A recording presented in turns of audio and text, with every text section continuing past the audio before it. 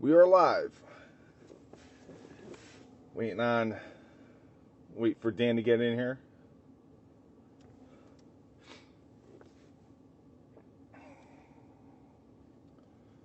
Give it a minute.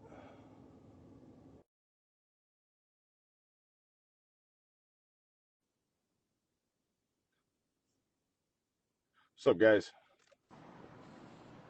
Dan, you're Hey, here. how are you? How's it going? Good, quite well. Yeah, so I want to welcome everybody back. This is your first time here. This is episode 14, season 2, episode 1. If you want to look at it that way, of Road to All-American. This is my journey on the pathway to the All-American. As you can see, it takes place in my truck. I'm on the road all the time, traveling, doing tournaments, a lot of different stuff for fishing. And this won't be possible for me without the good folks at ROKFORM.com. Make sure you guys check them out. If you guys got a new phone for Christmas or something, and you didn't get a phone case for it, use my code DMiller25, get 25% off your order. Fantastic mounts. They got some great mounts for your bass boat too, your golf cart, your ATV, whatever. Just make sure you guys check them out. So yeah, let's get into it. So this is new for me, new for you, I guess. Yeah. So aside from working with the Skin Cancer Foundation, you're an avid fisherman yourself. What's your favorite type of fishing or target species? Well, I'll correct you on the avid side of things. I certainly enjoy it. I don't know that anybody ever used the word avid to describe me. My wife is always frustrated because I don't bring home enough fish. I live right at the Jersey Shore, so I do a lot of fluke fishing and blue fishing and striper fishing, which is a lot of fun right where I live. It's a really kind of nice striper migration point, Yeah, both in the spring and in the fall. So we do well with stripers in that area. And, the freshwater in my area, some trout, but for the most part, largemouth bass and catfish. gotcha. So you ever get into doing like a tournament or anything? Like I know here in Long Island Sound, I'm in Connecticut. They have the Bluefish tournament. I don't know if New Jersey is a part of They, that. they have them. I've done fluke tournaments. It's the kind of thing where it's just a bunch of yahoos running out on a Sunday afternoon, seeing who can get the biggest one. But I was in a striper tournament once, coming out of New York City. Actually, we were out in the Hudson River and then down around Staten Island. Okay. Again, going along with my comment about being avid, I certainly didn't win anything, but fun to be a part of. Nothing real serious, more just like I said, a bunch of jokers out there throwing lines in the water. Yeah. That's what it's all Yeah. about. It's having fun at the end of the day. For when you go striper fishing, what's your favorite technique or Sure. bait to use? Uh, there's a lot. I love live lining bunkers. So I don't know if everybody know. Some people call them Manhattan. Some people maybe use mullet, things like that. We call them bunker. And what we'll do is we snag bunker using a weighted treble hook. Bunker as thick as you can get. When you find a patch of bunker or school bunker, you hook into one, and then you let that weighted treble hook drop it to the bottom of the school, and the stripers will hit that. It's a lot of fun because you can feel the bunker swimming for its life, and then all of a sudden, boom, here you go, it's on. Yeah. We'll throw some metal once in a while. It's different spoons or things like that. Some rubber shads. I do like live bait more. It just seems to be more Yeah. fun to me. But happy to use anything really. Yeah, I got you.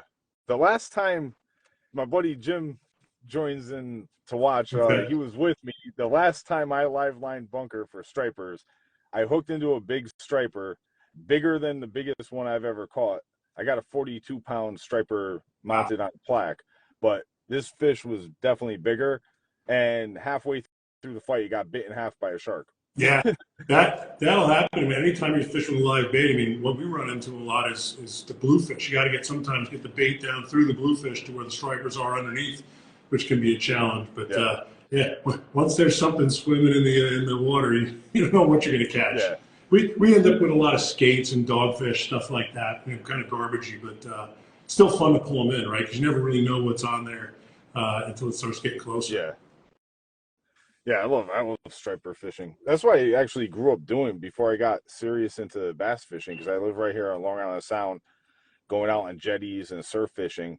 It's been really ignited my passion for the sport. Yeah. Obviously catching freshwater bass. They're smaller fish, not as big of a fight, but it's the challenge and the intricacies of bass fishing that makes it fun for me anyways. Yeah, they know what they're doing, right? I mean, I think that's the thing is they know when something's going on, and even the technique, you know, when the stripers are hitting it with their fin to stun the fish, like you got to understand what that feels like first, because you're trying to set a hook on a striper. It doesn't work the same way as maybe if you're pulling a bait, a spinner bait or something across a lily pad. I mean, it's a very different feeling. Yeah. But still, nonetheless, and like I'll eat them, and the stripers taste great.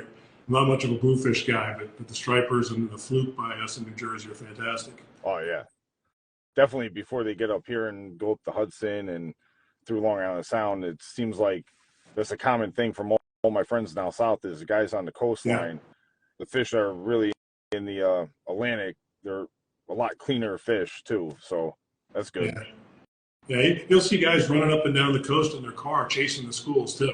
You know, they'll throw out their cast and pole in one town, and when the school goes, they jump in the car and wait for it to come down to the next one. So it's fun. When the run is on, it gets out quick, and that's, you know, talk about, you know, the internet and social media helping. There's not too many private spots anymore. Once someone gets on there and starts bragging, it gets crowded in a hurry. Yeah, exactly. There's a spot in New York people go for salmon. I think it's Pulaski, New York, or Pulaski. Way up in the Adirondacks or something, There's like a place where they go for salmon, and like a friend went up there and he was like, dude, it's not even worth it. You're shoulder to shoulder with hundreds and hundreds of guys. It's not even fun. Yeah, it's like hunting public land in New Jersey. Good luck. Yeah.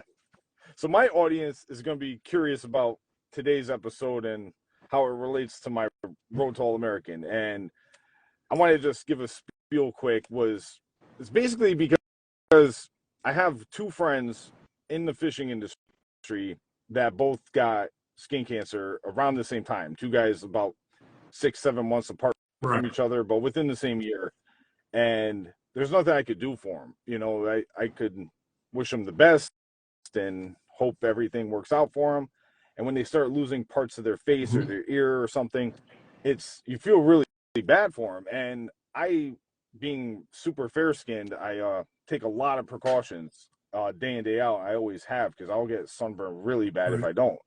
And so this is more to like, I got Dan Latore on to help educate you guys. Whether you're a peer, I compete against you, you're a friend, you're a guy who likes fishing, you're just a fan of the sport, you're a fan of mine, fan of Major League Fishing.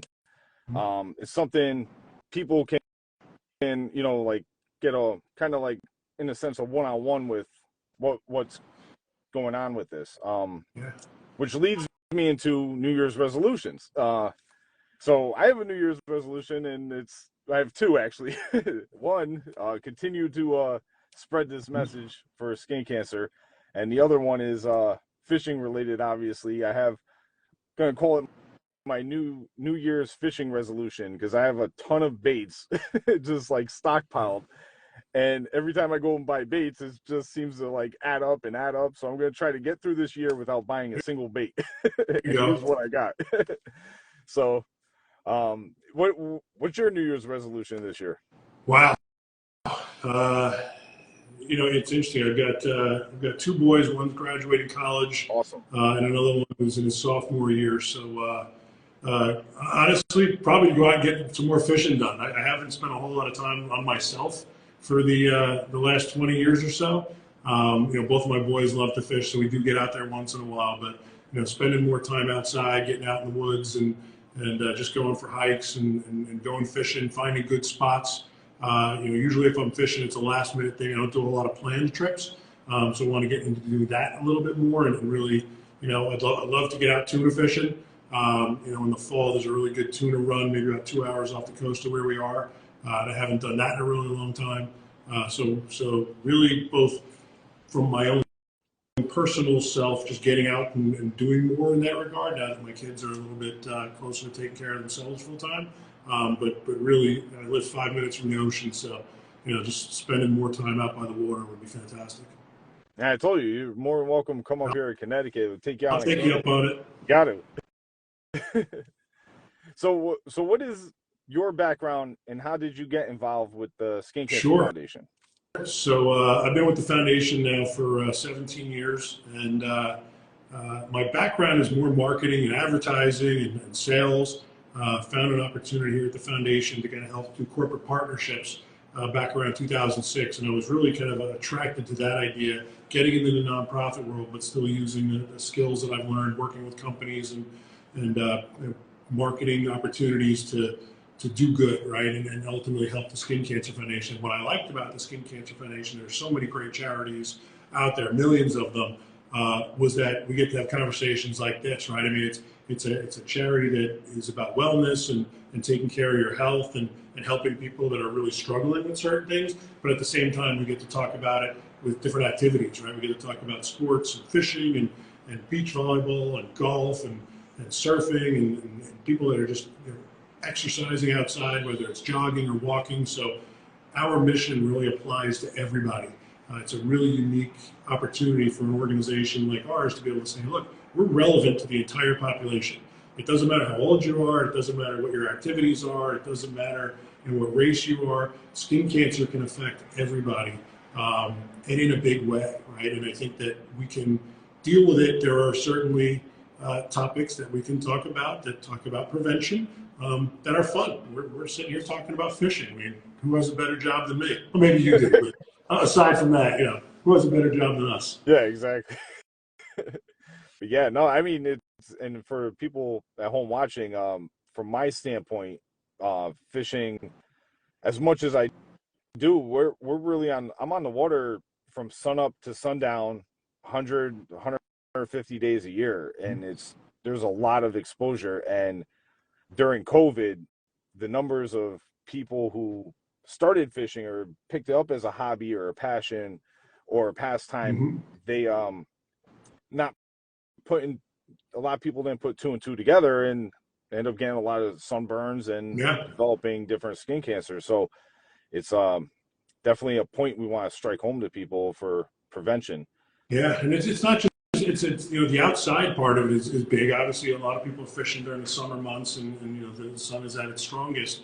But being on the water, whether you're on a boat or just standing on the side of a pond, you're getting hit twice. The sun's coming down on you, and then it's coming back up on the reflection. And I think that's the thing that people don't realize. They might say, I'm only out in the sun for a half hour or an hour, but it's really more like an hour or 2 hours because the double hit.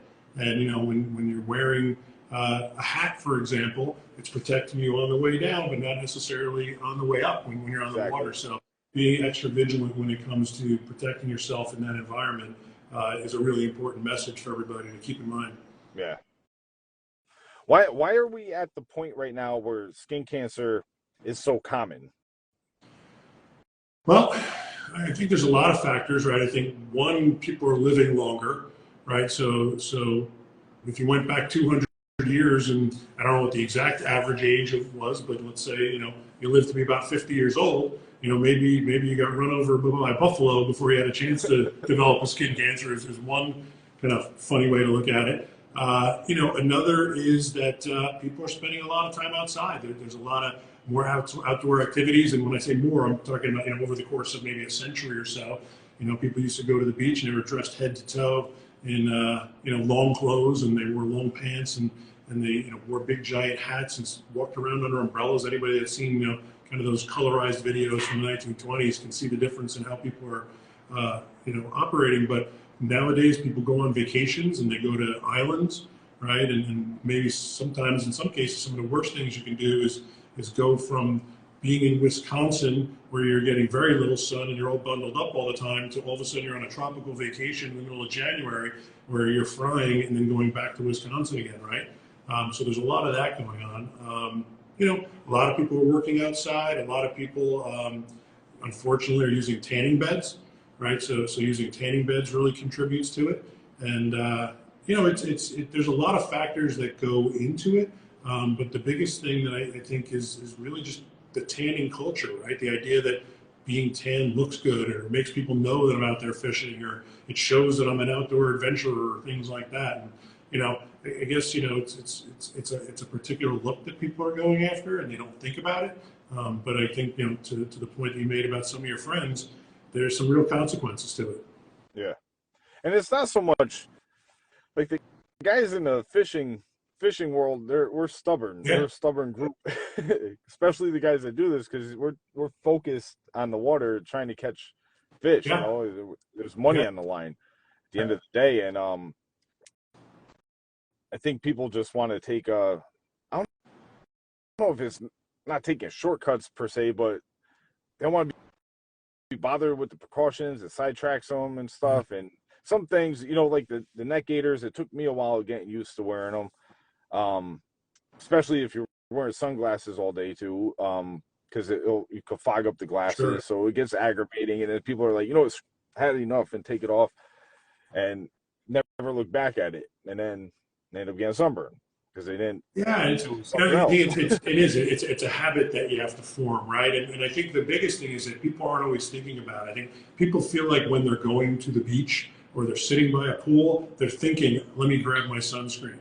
Not everybody's thinking about it when they're just going to do an activity that they love, because they're not necessarily thinking about the sun, right? And then, you know, of course, it's finding the right mix of tools that work for you, whether it's sunscreen or glasses or the gaiters or a hat or shade. There's so many different things that you can do. It's finding that right mix that you're going to stick with for a long period of time. It doesn't do any good to do it once and then abandon it altogether because you made yourself miserable, right? You have to try different things until you find what just makes sense for you. Yeah, exactly. How do, I don't know how to word this, but how do we get through to stubborn people who don't take this serious? I think, you know, it's a challenge. If I had the answer, we put ourselves out of business here at the foundation, right? I think it's being willing to talk about it, right? It's having conversations like this and reaching new audiences. It's you know, making sure that people that are dealing with skin cancer are sometimes comfortable sharing it.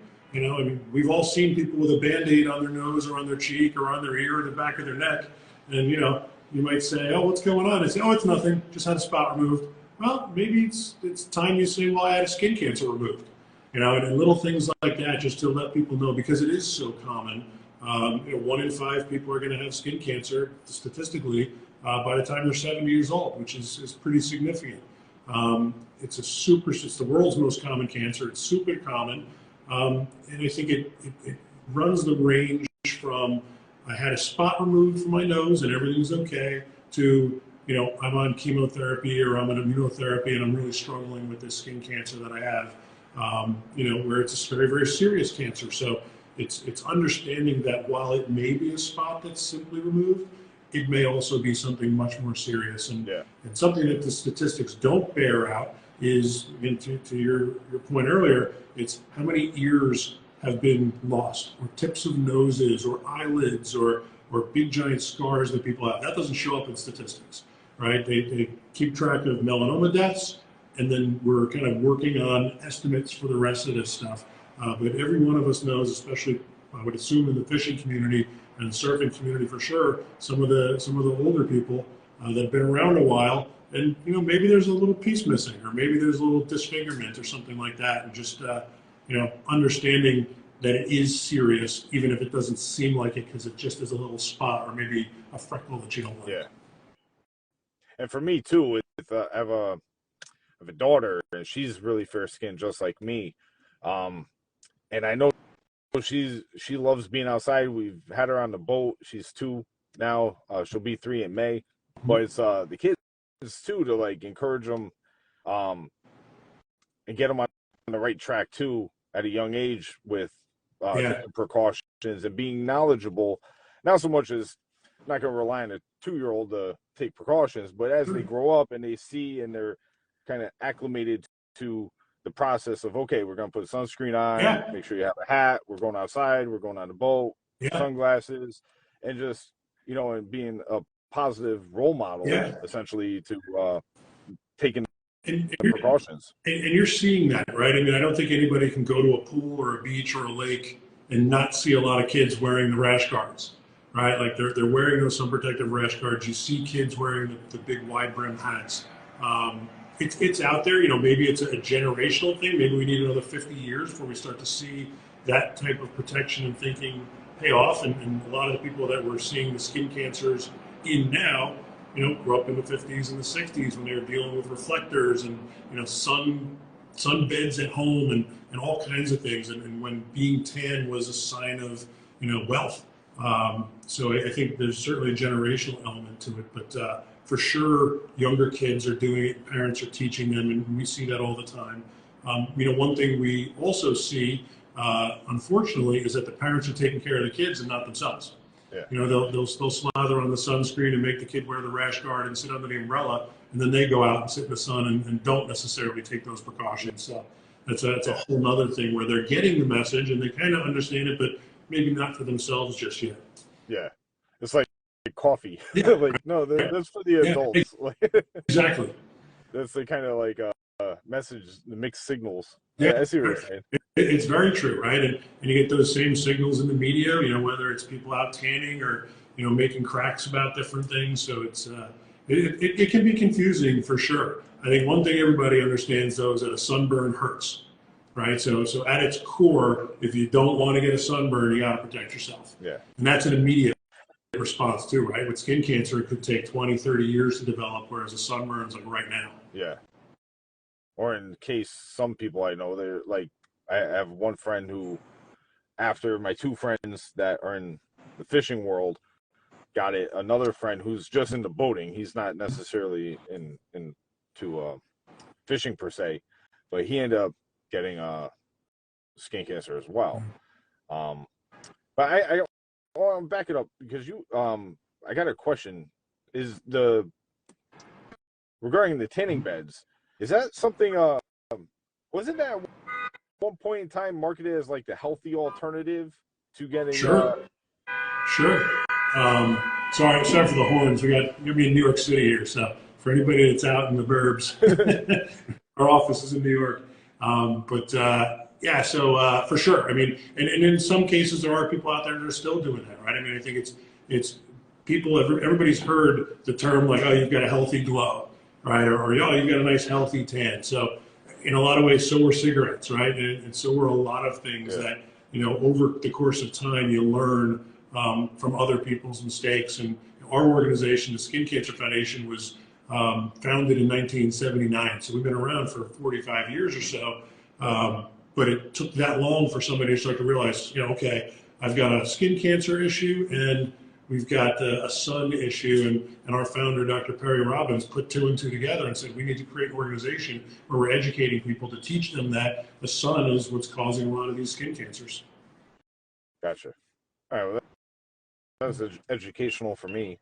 What are the foundation's plans for 2024? Sure. Well, I'll try to boil it down to some of the big things because we're always doing so many different things. I think, the big thing, and it's not as much of a plan as it's just an ongoing resource that we're always spending a lot of time with, is our website, right? So skincancer.org is our website. It's easy. If you type in skin cancer, you're probably going to end up on our website because we have a really good kind of search results on Google. But skincancer.org is where we live. It's a great resource. We have lots of translated materials. We have everything anybody needs to learn about sun protection, early detection of skin cancer, and if someone is dealing with skin cancer, if they've already been diagnosed, there's a lot of really good treatment information on there as well.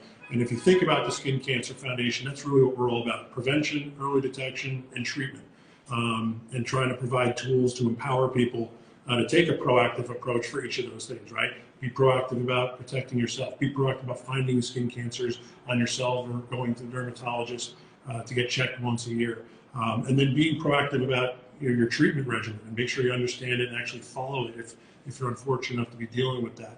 So we put a lot of time and effort into our website. We have a gala once a year, so May 15th, we have our big fundraising gala here in New York City. It's a lot of fun. It's 450 people having a great time, great entertainment. We get celebrities there, so that's a lot of fun and a great way for us not only to raise money, but to continue to bring people into our mission, and so they can then go spread the word as well. Great social media, as you can see here, skincancer.org, a lot of great channels there that we're investing in and making sure that people can get access to this. We also have a couple other kind of big outreach programs.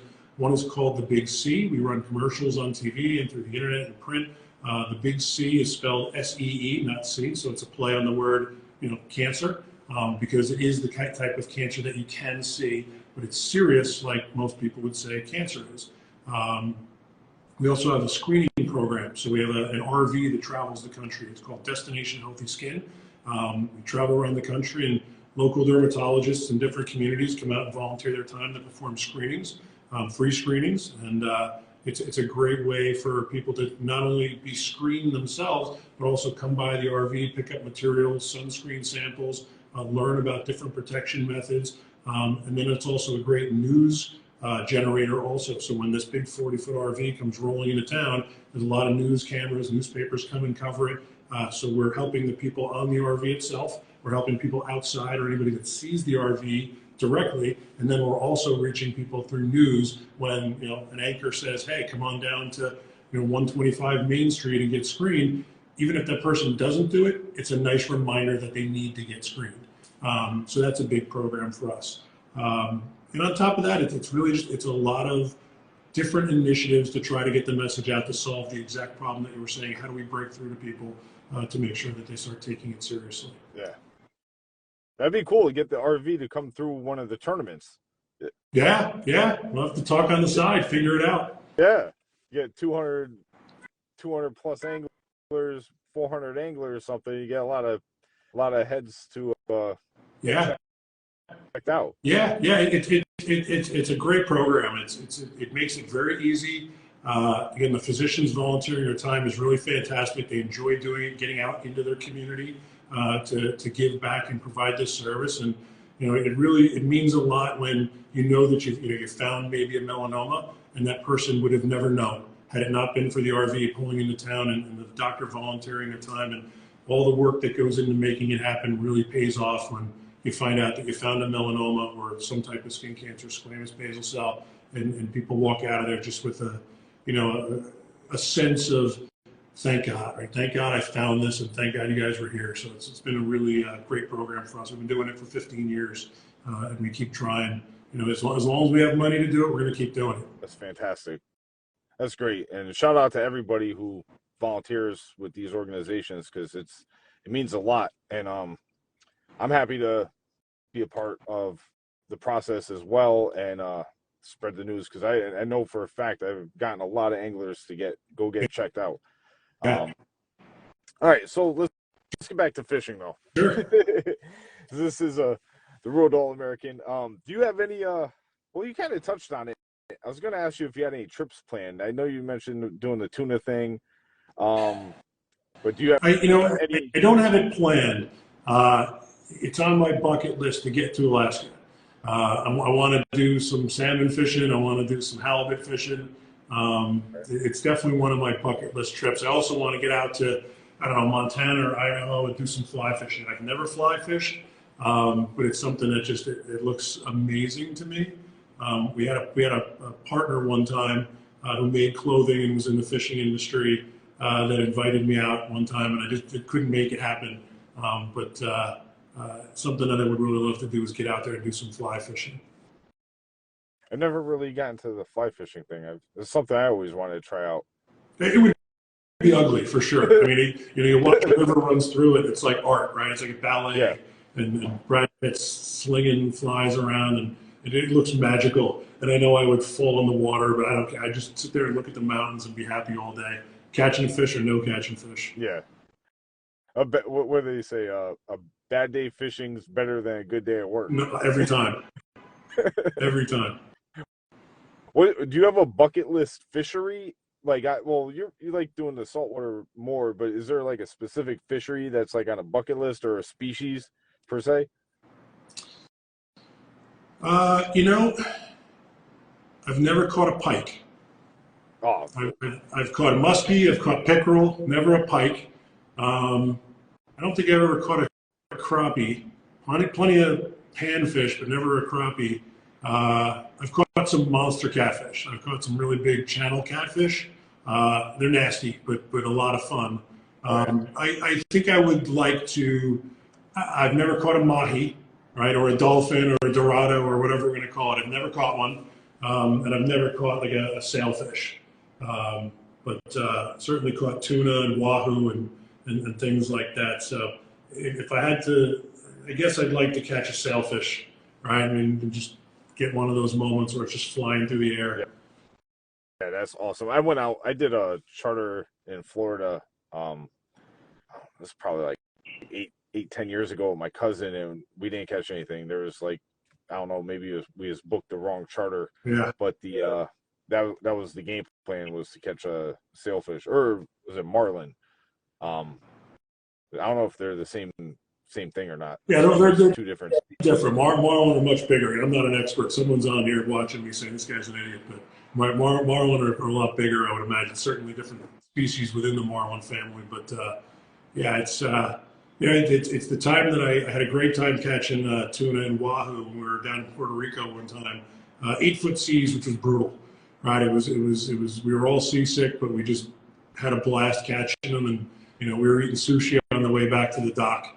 So that's just that's magical. Yeah. And then we brought we had all the fish, and we're staying in a hotel. What are you going to do with bags of fish? So the first mate told us about a restaurant that he worked at that we could bring the fish, and they would cook it up for us. So we showed up, and real off the beaten path, not a touristy spot at all. Came in with handfuls of plastic bags full of wahoo and tuna, and the cook chefed us up some nice fritters and some tuna, and we had a couple of cervezas and listened to some music. And I think the tab was about $12 for 4 of us, simply because we left all the extra fish at the restaurant.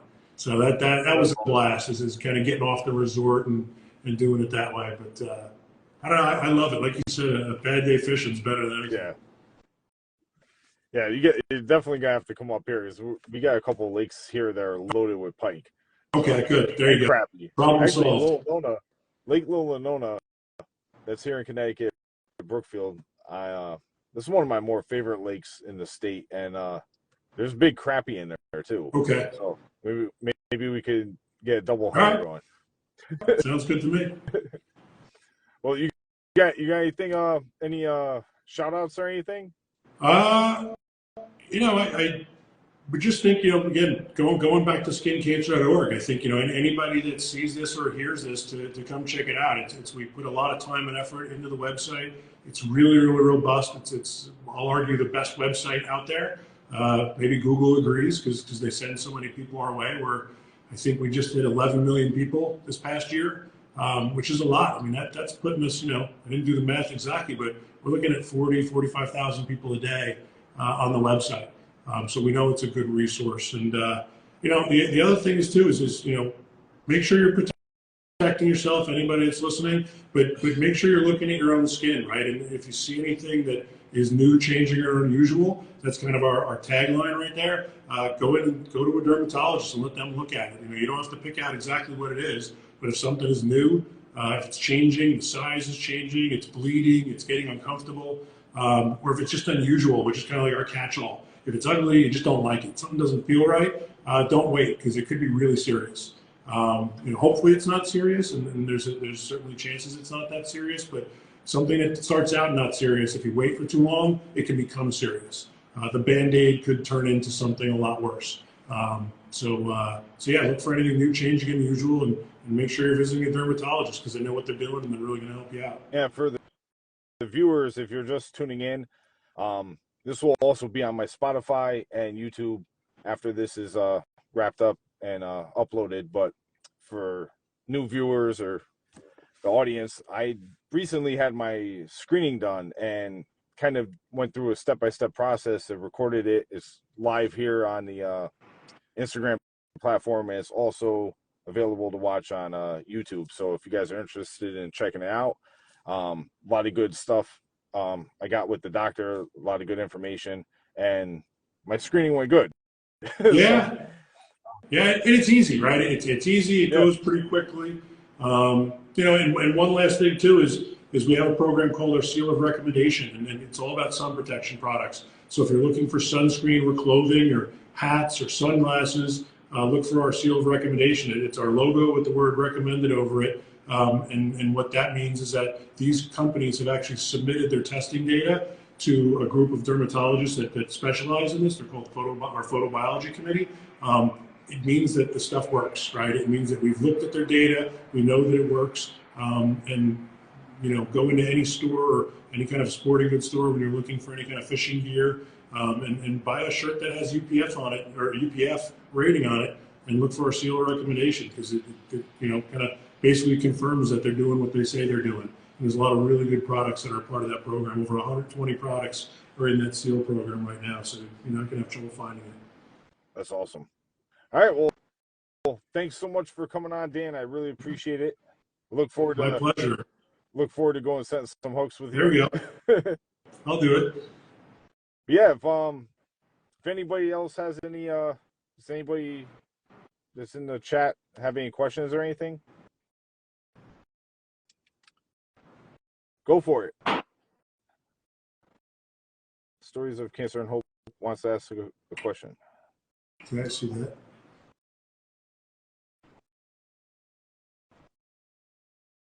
Give it a minute.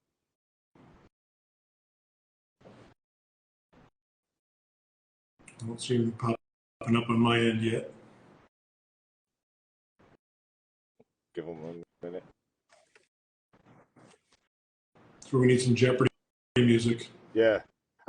Hey, Instagram, if you guys are watching this with the algorithm, we got to get an option so I can put theme music in. Little intro music. Okay. We have 3. All right, see the first part. I don't know what immunotherapy is. This question is so yeah, I mean, I guess before it doesn't even look at the full question is through yet. I should have started off by saying I'm not a doctor, right? So certainly not a physician. I'm the executive director here at the Skin Cancer Foundation, and I can answer a lot of basic questions about what we do here and what our recommendations are. Certainly can't give any medical advice, and nor would you want it from me anyway. So I see. So they're asking, how many immunotherapies do we have here in the U.S.? I would recommend going onto our website, skincancer.org. Look in the treatment section. We have a whole treatment glossary there. There we go, skincancer.org/treatment. We'll take you right to it, and there's a whole list of all of the treatments that are available on our website. So we have a glossary, and that glossary works through everything. So immunotherapies are really kind of what the latest movement towards protecting people who are dealing with skin cancer. What it does is it's a pharmaceutical product that teaches your body how to fight, right? So it's teaching your immune system how to fight cancer, and it's really been progressing really in big ways over the last 10 years, particularly in the last 5. Not just skin cancer, all cancers. Doctors are really learning a lot, and researchers are learning a lot on how it works right now, but that's really the new thing in skin cancer. When I first joined the foundation 17 years ago, there were 1 or 2 things that maybe you could do for treatment, and it wasn't even particularly successful. In the last 10 years, it's changed significantly with the advent of immunotherapies. But again, me not being a physician, but also go on to skincancer.org/treatment, you're going to see it all. And that includes everything from surgical treatments all the way through immunotherapies. There's a lot of really good information there across all types of skin cancer, even pre-cancers like actinic keratosis. Awesome. I wish I was a doctor and I could have answered a little bit better, but hopefully that helps. There you go. Well, the website is a powerful tool. Yeah, so it really is. Like I said, it's our bread and butter. It really serves people all around the world. It's got lots of great information, lots of translations, and it's in the day and age where the internet sometimes can be questionable, you can trust that it's legit, credible information that's been reviewed by doctors. So it's a fantastic resource. And I'm definitely not a doctor, so don't. You want to talk to me about fishing? I can answer anything you want. There you go. I was feeling a little iffy about even talking about fishing. I'm not at your level there too. So I'm both not an avid fisherman and I'm not a physician. What good? No, you're avid enough. You know the deal. You're good. Good. All right, Dan. Well, thanks again so much for coming on. I really appreciate it. And I guess sign off here, and I'll talk to you soon. Appreciate it. Thanks, Dave. Thank you. Thank you. Bye-bye. Thanks, everyone.